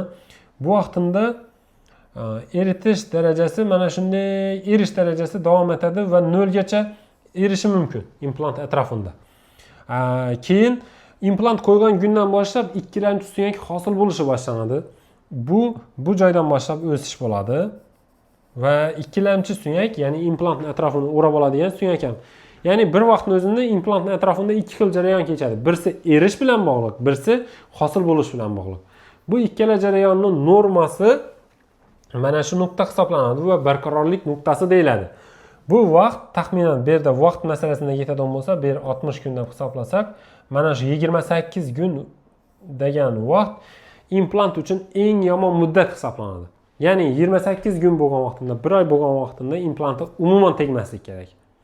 Yo'q, boshida bir narsalar qilish kerak, koronka qo'yish kerak yoki 2 oydan keyin koronka qo'yish kerak. Lekin 1 oydan keyin emas, hech qachon. Shu narsani tushunib olinglar, ko'pchilik doktor bu narsani tushunmaydi. Va implant ishlab chiqaradigan firmalar har doim ikkilamchi suyak hosil bo'lishini tezlashtirish ustida ishlaydilar. Ya'ni iloji bo'lsa mana shunday chizma egiluvchanlik bo'lmasligi kerak. Ya'ni implant boshida qanday turgan bo'lsa, o'rtasida ham shunday turishi kerak va 2 oydan keyin ham xuddi shu tartibda bo'lishi uchun implantni yo rezbasini uzaytiradilar, yo sirtini kalsiy uradilar yoki yana qandaydir bir suyuqliklar bilan ishlov beradilar. Shuning natijasida organizmni bir kunning o'zida implant qo'yib yuborish mumkinligini ishontiradilar. Va mana bunday keyslarni ko'plab qilib turibman. Masalan, hozir u keyslar ham to'xtalishga harakat qilamiz, bor bo'lsa. Tak, ya'ni implant qo'yamiz, o'sha kunning o'zida koronka qo'yamiz va undan keyin bemorga to'liq javob berishimiz ham mumkin. Birikish nazariyasini tushuntira oldim deb o'ylayman. Buni mutaxassislar ham oson tushunmaydi. Siz tushungan bo'lsangiz, rahmat. nechta qo'ydirish kerak va qaysi ideal variant? Mana shunday marjon qilib terib tashlash kerakmi? Har bir deyisha bir implant qo'yish zarurmi desa hech qachon o'rtoqlar. Har bir deyish uchun juda ko'p implant qo'yib tashlash kerak emas. Agar vrachni kreditlari bo'lsa yoki tezroq saroy solib boyib ketib qimmat mashinalarda yurishni istasa, mana shunday marjon qilib terib tashlashi mumkin. Lekin обычно maksimum 10 dona implant, juda maksimumi 10 dona implant. O'rtoqlar, 10 ham tavsiya qilinmaydi. 8 ko'p deb qaraladi, 6 ideal, 4 chorasizlik. Lekin mumkin. Так что qanday qilinishi kerak va nechta qilinishi kerak desangiz, ideal variantlar 6, 4 va 8. Ana shunday holatda qilinadi. Mana shu tarzda qilinsa, agar ko'proq implant qo'yiladigan bo'lsa, 10 dona implant bo'lsa, har bir most alohida bo'ladi. Ya'ni ko'prik simon protezning o'ng tomoni bo'lak, chap tomoni bo'lak va oldinda 2 bo'lak qilib tayyorlanishi mumkin. Bu sxematik ko'rinishi. Voz kechganman, yoqmaydi menga bu usul. Tak, bu usul. Bunda pozitsiyalar sal o'zgargan, sinusdan, ya'ni yuqori jag'ida joy yetarli bo'lmaganligi uchun bir implantni kamaytirgan, lekin mostlar soni, ya'ni 4 most qilib tayyorlagan. 1, 2, 3, 4 bo'lak qilib tayyorlangan. Ya'ni hammasi qo'shib yuborilmagan. Buni yaxshi taraflari bor albatta, lekin bu ham eski teoriya hisoblanadi, ko'na teoriya, ko'na nazariya bu. Chunki nima uchun, nechun ko'na deb turibman? Implantda amortizatsiya funksiyasi yo'q va bu vaqtlari abatmentlarni prostoy turidan foydalanilgan eng oddiy, arzon va bunaqa funksionalni bo'lmagan implantlar, abatmentlar va hozir zamonaviy yechimlar chiqib ketdi, bu narsaning hojati yo'q. Kasb olinmaydi hozir. Muammo bo'lsa degan ma'noda. Bu variant ham ideal. Nima farq qiladi desangiz, 4 dona most, lekin 7-deyishlar yo'q. O'zi qaysidir bir olimada esimda yo'q. Odamga necha dish kerak, zaruriy desangiz, ayol kishilar uchun 20 dona dish yetarli ekan. Yuqori past jami 20 dona dish bilan maksimal natijaga erishish mumkin ekan. Erkaklarda esa 12 dona dish ham ideal bo'lishi mumkin. Так что уже ovqatlar yumshoqlashib boshlangan, chaynash muddati zarur emas, ishqilib. Shuning uchun. Tak. Bu yerda ham yana eskicha abatment va 4 tani bo'lib qo'yish kerakligi tushuntirilgan. Atak men bu narsaga qarshi emasman, normal holat. Lekin davom etamiz, hali ekstremal vaziyatlar bor. Hammadan idealni hamma joyida suyak yetarli emas. Shuning uchun ekstremal vaziyatlarga biz tayyorlanganmiz, qilib bilamiz. Shuning uchun bu klinikiy primer yangi holati. Ana implantlar qo'yib tashalgan, 8 dona, 10 dona implant qo'yilgan tepada va 3 most qilib tayyorlangan. O'ng taraf bo'lak, chap taraf bo'lak va o'rta alohida tayyorlangan. Pastda ham shunga o'xshash ishlar amalga oshirilgan. Ketdik. Qaranglar. Ana shunday ошибка qilish kerak emas va vrachlarning ba'zilari bunday ошибкani bilmaydilar, hatto xato ekanligini bilmaydilar. Ya'ni qo'yilajak konstruksiya o'rtadan alohida qilinishi bu yomon xato. Agar ayniqsa mana shu turdagi abatmentlardan foydalanilsa, ya'ni implant duraveradi, abatmenti boshqa problema. Va buni natijasida o'ng tomoni boshqacha bosim, chap tomoni boshqacha bosim bo'ladi va o'rtadan ochilish keyinchalik esa implantlarni qo'zg'alib tushib qolishiga sabab bo'ladi. Mana tushishlar, sirkon singan, implantlar tushgan, bemor ovora, doktor ham ovora. Vaqt ketdi, pul ketdi, asab ketdi, obro' ketdi. Bunday holat bo'lmasligi uchun to'g'ri vrachga, to'g'ri joyga murojaat qilish kerak. Hozir siz shu bilimlarni oldingiz, lekin buni bilmaydigan implantologlar ham bor. Eng yaxshi variantlardan birisi most qilish kerak. Lekin bundan minus bor. Hozir ko'rib o'tasizlar. Eskicha abatment va bu holatda implantlarning birortasidan muammo kelib chiqsa, kesib olisha to'g'ri keladi, bosh og'riq umuman yoqmaydi. Qilganman chunki bunday ishlarni va boshimdan o'tkazganman va bir marta o'tkazgan bo'lsam ham men uchun zo'r dars bo'ldi va qaytib shunday ishlarni qilmadim. Buni boshqacha ko'rinishi, ya'ni ahamiyat bergan bo'lsangiz, oldingi ikkita disha qo'yilgan bo'lsa, hozir keyingi sluchiyada ikkita bokovoya qo'yilib, oldingi o'rtasi ochiq qoldirilgan. O'rta ochiq qolgan. bunday etib ham implant qo'yganman, bunday etib ham implant qo'yganman. Keyslarim ko'p, hozir ko'rib tomosha etasizlar. Eng yoqadigan versiyalardan birisi mana shu. Al 16. Ya'ni hammasi 6 dona implantda joylashadi. Bunda qo'shimcha suyak operatsiyasi ham zarur emas. Bir vaqtni o'zida sirazi koronka qo'yib berishimiz ham mumkin. Ish qilib ideal yechimlardan birisi zo'r, lekin bularning ham ошибкасы bor. Bu endi xatolarni ko'rsatib o'tishim menimcha siz uchun foydali bo'ladi va boshqa stomatologlar uchun ham foydali bo'ladi va siz savol berganda именно bizlarga emasligingiz mumkin qo'ydirish uchun, lekin vrachingizni analiz qilganda, savol berib, tekshirib, qabul qilib olgan vaqtingizda savolga javob berishini qarab ham vrachni tanlab olasiz. Mana bugungi darsimdan keyin qaysi vrach biladi, qaysi vrach bilmaydi, qaysi implant zo'r, qaysi abatment zo'r kabi savollar ham o'zingiz analitik bo'lib bilasiz. Abatmentni boshqachasidan foydalansa, ana shu konstruksiya eng zo'ri hisoblanadi. Abatment o'zgardi. Mana bu eng zo'ri. Ya'ni bu vintda joylashadi, vint orqali qotiriladi. Mana bu esa sement orqali qotiriladi. Sement orqali qotirilgan konstruksiyani yechib olib bo'lmaydi, faqat kesib olinadi. Vint yordamida qotirilgan ishni esa любой время yechib, hal qilib qaytadan qo'ysa bo'ladi yoki singan joyini metalokeramika, sirkon sinishi mumkin. Va bu vaqtda singandan keyin bosh og'riq bo'lmasligi uchun 5 minut vaqtini oladi. Yechiladi va boshqa konstruksiya qo'yiladi. Bu eng ideal va mirovoy qilinadigan ish. Multi-unit abatment. Farq faqat mana shu abatmentlarda. Koronka hamda implantni ulaydigan abatmentlarda. Abatmentni yaxshi tanlash vrachning mahorati hisoblanadi. Bu ham zo'r usul, faqat abatmentni almashtirsak bo'ldi. Ya'ni mana shu zonalarda implant qo'yish uchun suyak yetarli emas, shuning uchun suyak bor joyi pod uglon deydi. Burchak ostida implant ekiladi. Shunday metodlarni ham ishlatganmiz va natija zo'r, to'g'risi. Va bu nima uchun kerak desangiz, bemorning vaqtini ham olamiz, tez koronka qo'yib beramiz, shunday ishlarimiz bor. Ketdik. Al 10 Fo degani 4. Hammasi 4 dona implantda. Bunning keysimiz bor va hozir ko'rsataman. Va bunda sinusda bu taraflarda joy yetarli emas. Ikkinchi ko'rsatgan keysim ham xuddi shunday edi va bom shunday. Multi-unit bilan qo'yilgan va buni bemalol yechib olsak bo'ladi.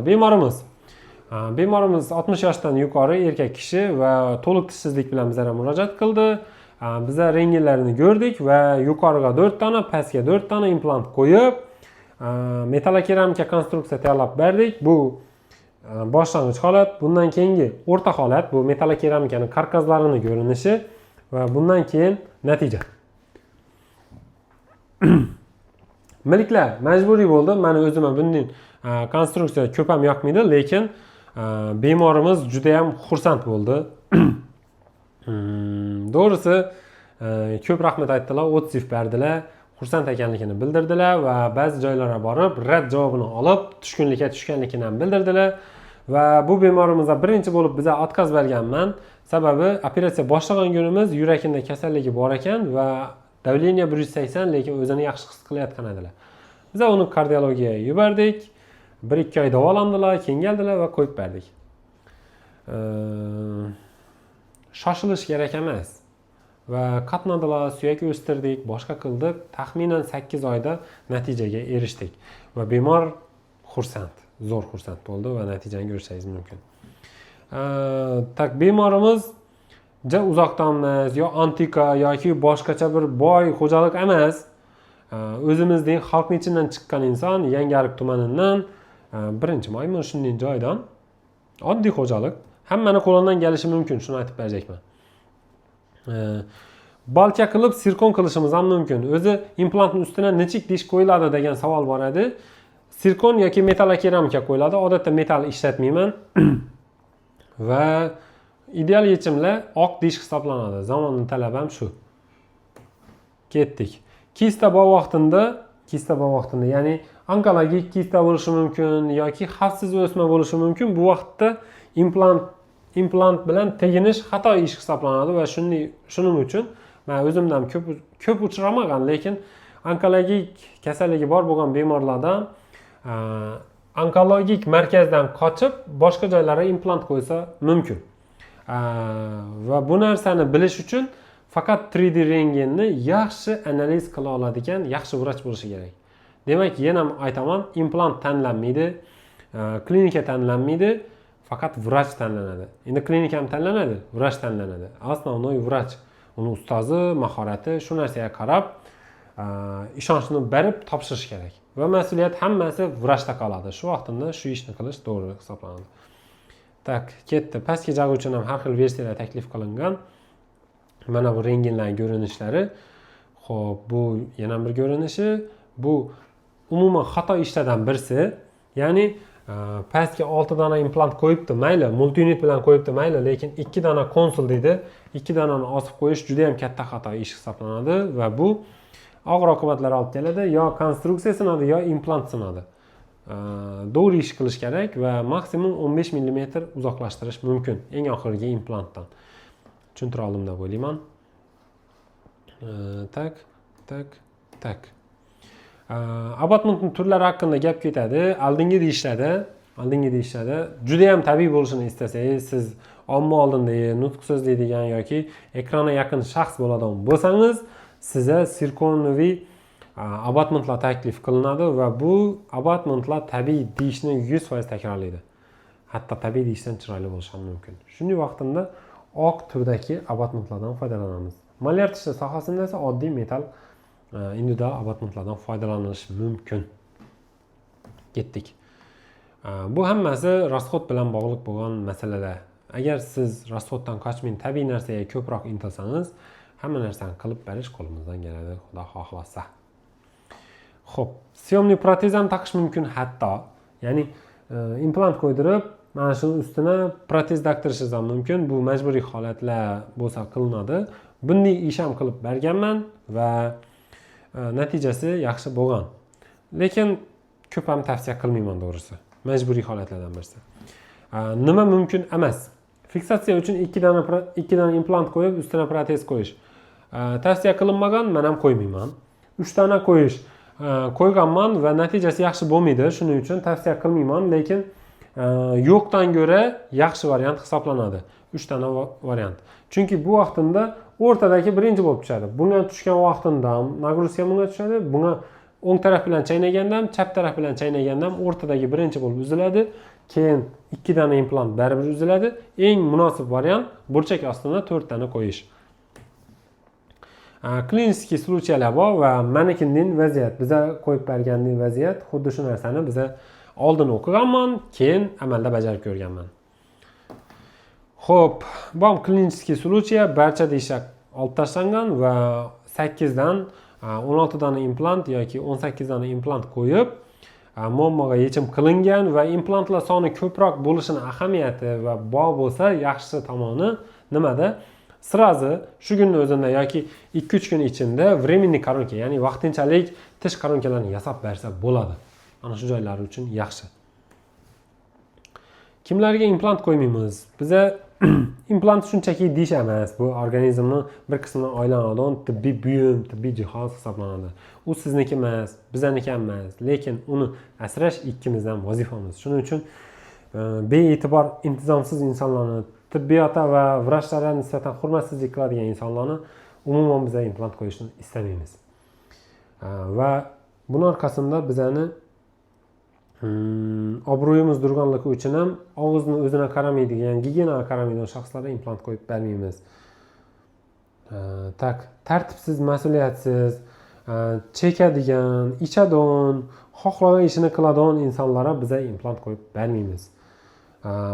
Qandli diabeti bor, lekin e'tibor bermaydi, dietani qilmaydi va yana undan betar botqoqlikka cho'kishga tayyor bo'lgan shaxslarga biz implant qo'yib bermaymiz. Keyin xarakterida million dona savol beradi, lekin hech qachon vrachga bir ozgina ishonch bermaydigan, shu kasbini egasidir deb o'ylamaydigan insonlarga biz implant qo'yib bermaymiz. Mijg'ov insonlarga implant qo'yib bermaymiz. Va bugungi darsdan ham maqsad ham o'zimizni ko'rsatish va bilimimizni ko'rsatish, qilgan ishlarimizni ko'rsatish orqali bu ishlarni qilib turibmiz va tak bir muammo chiqsa o'zindan emas vrachdan ko'radigan agar hamma narsadan shubhalanib qaraydigan odamlar ham implant qo'yib bermaymiz.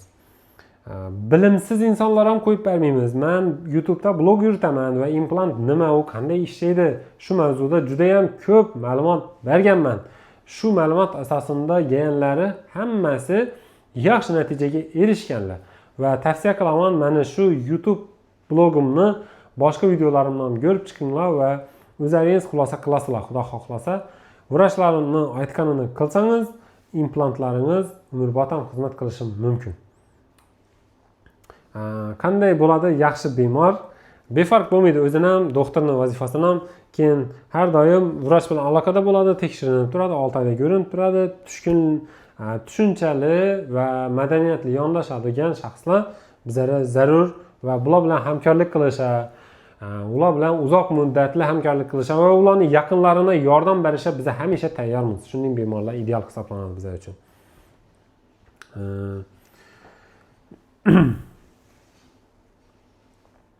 Tak. Agar biza bilan shu joygacha ko'rgan bo'lsangiz rahmat aytaman va tak yuqoridagi qoidalarga amal qilsangiz siz bilan munosabatimiz uzoq saqlanib qoladi. Keys ko'ramiz, ishlarimiz boshlandi. Bemorda 100% dishlar olib tashlandi. 1-2 dish qolgan bo'lishi mumkin, lekin olinadigan edi, parodontit kasalligini uchragan va juda qiyin ishadi. Nima desam ekan, ham boshqa joylar отказ bergan, ham bizlarga katta talab bilan kelgan bemor edi va biz ularning talablarini bajarib berdik. Ya'ni dishlarni yuqoridagisini oldik, 6 dona implantni yuqoriga qo'ydik va tez kunlarda 15-16 kunda qo'yib berdik bemorimizga koronkalarini. Va natijaga qaranglar. O'zimga yoqdi to'g'risi, juda ham chiroyli konstruksiya bo'ldi. Bemorimiz ham o'zgardi-dur endi tasavvur qiling, bu bilan buni farqini qaranglar. Prosta menga yoqdi, lekin sizni bilmadim. Tak, Abrorbek bilan ishladik, shogirdim bilan dishdan olib tashladik. Bu vaqtda Ezen implantlarini qo'yganman, clean implant, sertifikatli va sifatli implantlar edi. Hozir kam qolgan va kim qo'ydiraman desa, yurib qolishlaringiz mumkin. Bizlarga murojaat qilishlaringiz mumkin.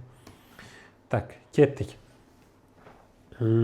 Bu implantlar va ularning ustuna multi-unit abutmentlar, ya'ni mayakadon, vintli implantlar, vintli abutmentlar joylashtirilgan holat. Milklarning sostanasi juda ham tez yaxshi bo'ldi. Tak va временный koronkalar 15 kun ichida qo'yib berildi. To'y tomoshaga bemalol qatnashsa bo'ladi.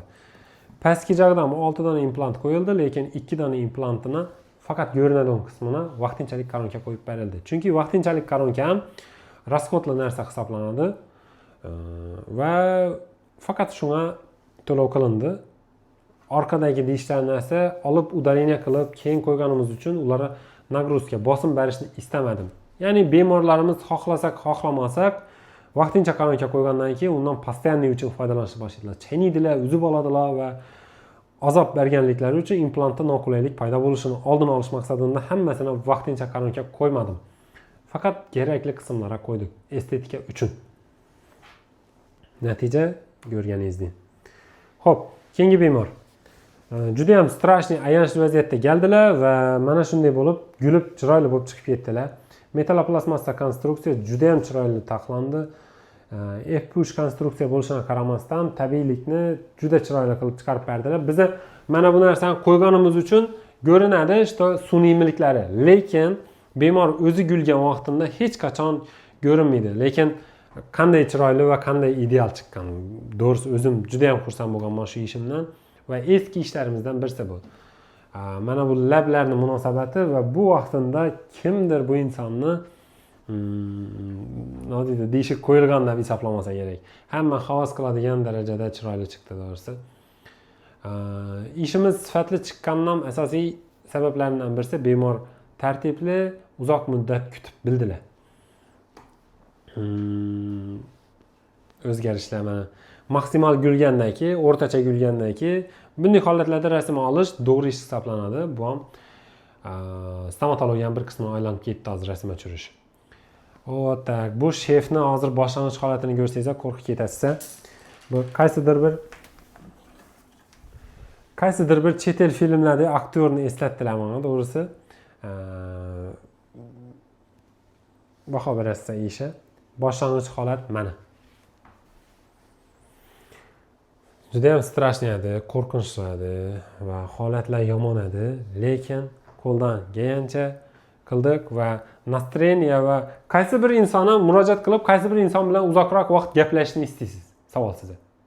O'zingiz yo'lingizdan, yaningizdan chiqib qoldi. Qaysi insonga ko'proq vaqt ajratasiz keladi? Insonning dishlari chiroyli bo'lsa, gulib turgan bo'lsa va istarasi dishida sezilib tursa, bu inson bilan vaqt o'tkazish qulay. Bu insondan narsa sotib olish qulay. Bu inson bilan maslahat qilish, ish qilib hamma narsa qilish qulayda. Bu o'zimiz qilgan ishlar hisoblanadi. Bu natijalarimiz. Tak, bu natijalarimiz. Tak, ketdik keyingi case. Bemorimiz 4 yildan kelgan bemorlar va uzoqdan kelgan tishsiz jag' va dishli jag' bo'lib ketgan vaziyatlari.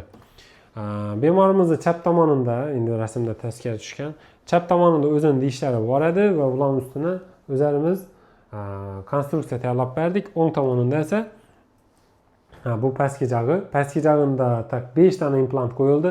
Hammasi Eneridge, suyak juda ham kam edi va bular ham Megagen Eneridge'ni original sifatli eng qimmat implantlardan qo'yib, chiroyli qilib taxlab berdik. Tak 3D skaner yordamida, 3D pechatlar yordamida konstruksiyalarimiz tayyorlandi. Doğrusu zo'r sifatli chiqdi. Pastki jag'dagi holat va yuqori va pastki jag'dagi umumiy kartina mana shu. Mana bu o'rtadagi qora joy keyinchalik milk bilan beklandi, yopiladi. Muammosi yo'q. Va endi tasavvur qiling, dishsiz jag' neydi, dishli jag' neydi? Yuz neydi? Mana ayniqsa ayol kishilar uchun tishsiz bo'lish odamni 20 yoshga qarri qilib tashlaydi, kaminda.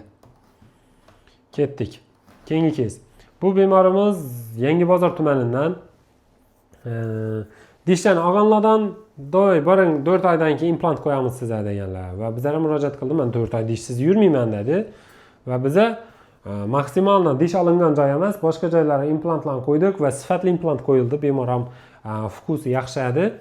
Sifatli implant Eneridge'dan qo'ydik va tez ustini konstruksiyalardan tayyorlab berdik va natijani ko'rishlaringiz mumkin. Prosta bomba. Juda ham po'la mahkam ayollardan birisi edi va chiroyli otsev berib ketdilar. Alloh rozi bo'lsin, ishlarimiz zo'r chiqqan. Xursand bo'ldilar. Tak. Strashno tema. Вообще strashno. Muammolar nimalar? Endi bu muammolar haqida aytib bermasam bo'lmaydi. Yuzni o'rta chizig'i mana shu deb qaralsa, bemordagi muammo tak mana bunday ketgan. Jag' qiyshiq. Jag'da qiyshayish olib kelgan. Bizning oldimizdagi vazifa bu narsani to'g'rilash kerak edi. Ya'ni gulgan vaqtida chiroyli gulishi kerak. Ya'ni gulgan vaqtida tishlar ko'rinishi chiroyli bo'lishi kerak va yuzning o'rta chizig'i bilan munosabat to'g'ri bo'lishi kerak edi. Bu juda qiyin ish edi. Qo'rqib majbur oldik. Chunki bizdan bir najot so'rab kelgan odamga yo'q deyishni o'zi ham, kasbimiz ham, qadriyatimiz ham to'g'ri kelmaydi. Shuning uchun qildik shu ishni. Tak, nimalar qildik? Operatsiya qildik, implantlar o'rnatdik, eski tishlar olib tashlandi va keyingi natijamiz bemorni juda ham quvontirdi. Vaqt ko'p talab qildi. Ja ko'p ham emas lekin to'g'risi. Maksimum 6 oy bo'ldi, bo'lmasa 4-5 oydan ishimiz bitdi. Juda qiyin ish edi, lekin yaxshi bo'lib chiqdi deb o'ylayman. Kutilgandan ожидание nimaga mos bo'ldi-dan to'g'risi. Muammoga yarasha yechim bo'ldi. Ja havas qilg'idim bo'lmasligi ham mumkin. Bir kichkina ошибкалар bor. Bu ошибкалар bizniki emas. Jag'dagi vaziyatning o'zi shu.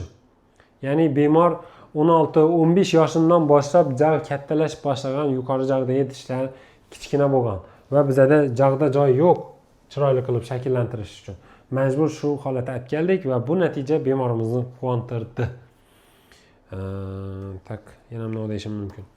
Tak, bu bemorimiz ham Yangiariq tumanidan yuqori joyda to'liq tishsizlik, protez dakadlar ish o'rnagan, protez bemor bezor bo'lgan va biza 4 dona implant bilan 12 dona metalokeramika qo'yib berdik va natija juda ham chiroyli bo'ldi deb o'ylayman. Yosh kattalar ham shunday rasmga tushiramiz biz. Chunki bu muhim narsa. Endi shu yerda nima uchun bu narsa? Именно shu rasmga to'xtalaman. Tak, bu yerda texnikimizning mahorati haqida aytajakman. Oldingi dish aslında 1.6 darajada bo'ladi.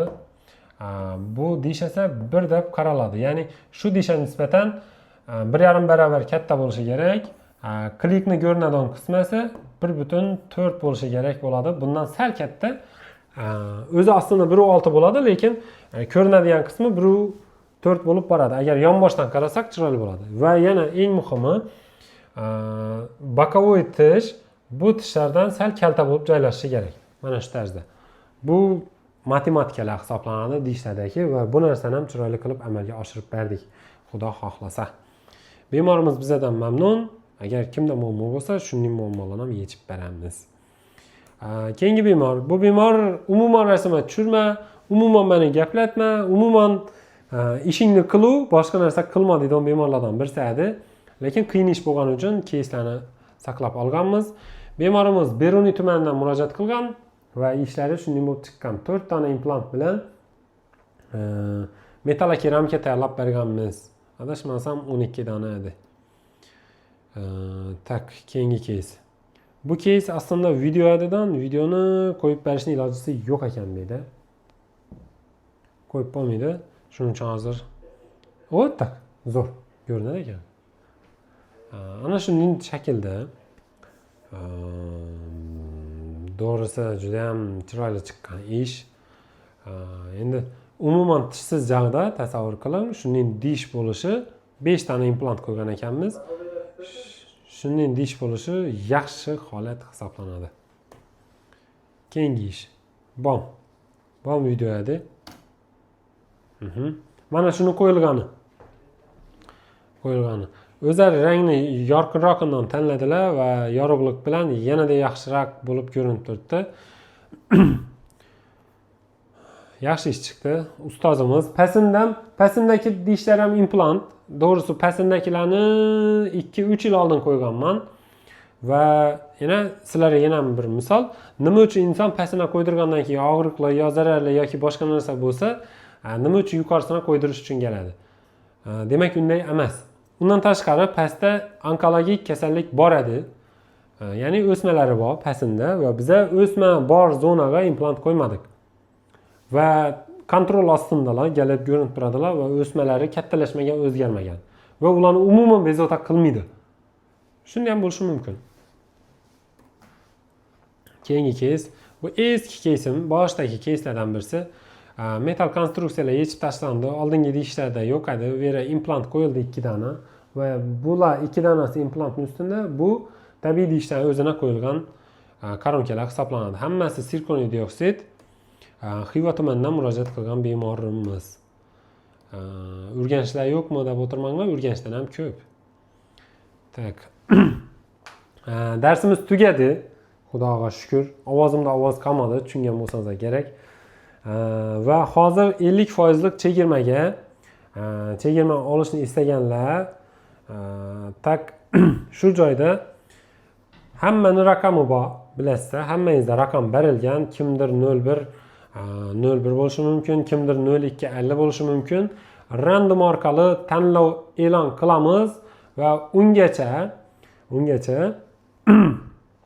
agar kimdir Farruh Stonebot orqali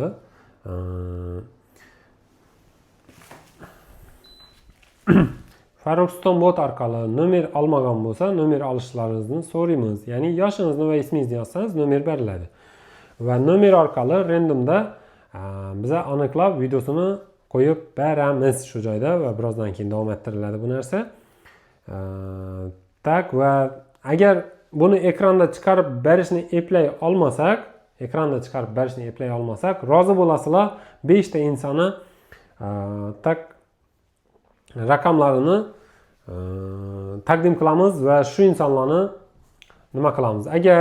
Agar sizda yana 1 soat vaqt bor, qiziq joyi keldi. Hammada shunday shans bor. Hammaga bir xil shans beraman. Agar kim 50% li skidkadan foydalanishni istasa, xohlagan turdagi implant. O'zi implantlarim narxlari haqida aytib o'tmadim. Implantlarimni 4 xil narxi bor. Tak. Xo'p. Nerda qilamiz? Implantlarning 4 xil turi bor. Birinchisi $250. Shuni bir xil yozadigan qilib bering. Ikkinchisi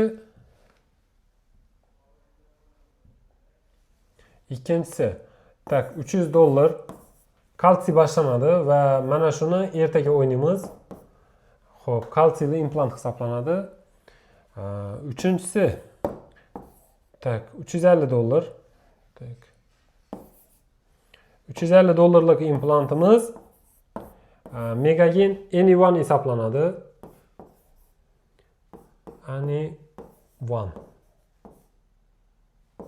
Any1 deb ataladi. Tak $350. Bunda ham kalsiy bor. Bu o'yinda yo'q, lekin kalsiy bor. Bor. Bugungi 15-chistadagi o'yinda bor bu narsa. $400lik implantim bor va bu ham kalsiyli, kalsiy ionli va kalsiy ionli plus. Rezbalari uzun hisoblanadi buni.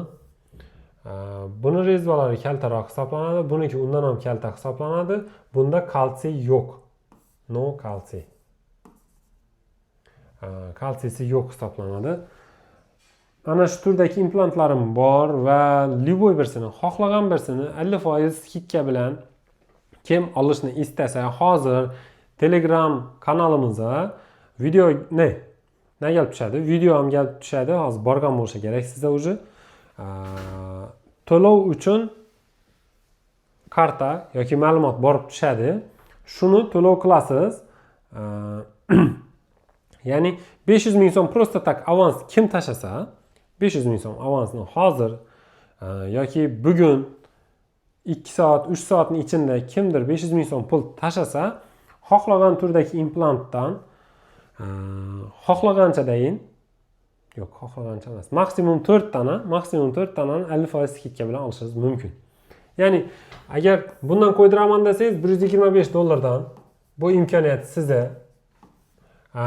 Tak $150 $175 va $200 qo'yib beramiz. Bu imkoniyat 3 soat saqlanib qoladi va kim hozirning o'zida 500 ming so'm avans tashasa va skrinshotlarini ko'rsatilgan manzilga tashab bersa, arizangiz qabul qilingan bo'ladi va bunday imkoniyatni faqat boshindagi 10 dona odamga taqdim qilib bilamiz. 10 dona odamga taqdim qilib bilamiz. Harakatni boshlang, o'zingizga ishoning. Agar shunday imkoniyat kerak bo'lsa, o'yin ham qilib o'tirmasdan 5 ta ishtirokchini random bilan ham tanlaymiz. Hatto ular avans bermasligi mumkin. Lekin kimki avans tashasa 500 ming so'm miqdorda avans kim tashasa, ana shu narsani 125, 150, 175 va $200 atrofida eng qimmat implantimni zararli bo'lsa-da kerak bo'lsa qilib berishga men tayyorman. Chunki meni birinchi marta bunday onlayn konsultatsiya o'tishim va bunday imkoniyatda birinchilardan bo'lib siz qatnashib tursiz. Agar sizga shunday imkoniyat zarur bo'lsa, mana imkoniyat. 3 soat vaqt beriladi. Demak, bugun 15-iyun soat уже 9dan oshdi, по-моему.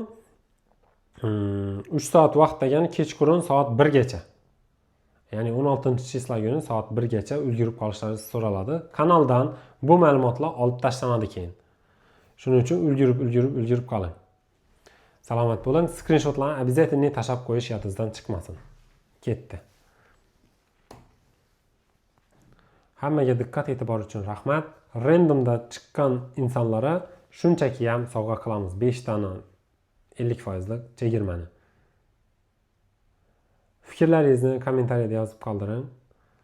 Kamchiliklarimizni to'g'rilashga harakat qilamiz va o'ylaymanki, muhim savollarga javob oldingiz. keyingi ertangi uchrashuvda ko'rishguncha salomat bo'ling.